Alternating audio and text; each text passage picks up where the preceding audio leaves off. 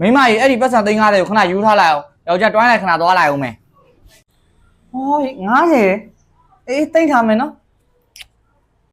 တလီလီလီလီလီလီလီလီလီလီလီတလီလီလီဟယ်လိုဘသူလဲကျော်ကြီးဖုန်းမဟုတ်လားဒီဖုန်းကကျော်ကြီးဖုန်းဟုတ်တယ်နင်ကဘသူလဲငါသူကြီးစားပဲနင်ရောဘသူလဲဟာငါသူမိမသူမိမနင်ကဘယ်ကမိမပေါ်လာတော့ငါနဲ့သူနဲ့တွေ့ရ6လလောက်ရှိပြီဟဲ့စနိုက်ကျော်မရဲ့ဘယ်ကောင်းမဟာဘယ်က6လလေးလာပြောနေတာတော့ငါနဲ့ကျော်ကြီးနဲ့ရထားတာ4နှစ်ရှိနေပြီ4နှစ်ရှိနေပြီနောက်မှပေါက်တဲ့ရွှေကြာကငါလာပြီးတော့နော်ဟောက်ချင်နေတာအဲ့ဆိုအကောင်ကျော်ကြီးငါ့ကိုလိန်သွားပါအဲ့ဆိုငါပတ်စံနေပြန်ပေးဟမ်ဘယ်ကပတ်စံတော့ဘာတွေပြောနေအောင်နေ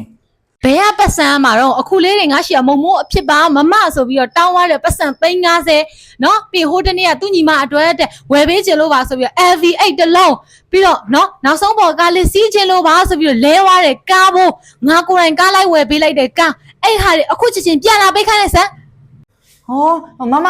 ညီမလေးကစနေတာညီမလေးလေစိတ်မဆိုးနဲ့နော်မမကိုရခုအိမ်သားသွားလို့ညီမလေးကစလိုက်တာငါလေးဟာလန့်သွားပဲအဲ့လိုမျိုးကြီးမစပါနဲ့ညီမလေးရဲ့ဟုတ်ပြီနိကိုကြီးလာလို့ရှင်ဖုန်းဆက်ခိုင်းလိုက်လန့်သွားပဲတအားဟုတ်ကဲ့မမအချိန်ရလို့ရှင်အိမ်ကိုလာလဲအောင်နော်မမဟုတ်ကဲ့ဒါပဲနော်မမမလီတော်သေးရပါငါယောက်ျားလုံးယုံတော့မလို့တော်ပါသေး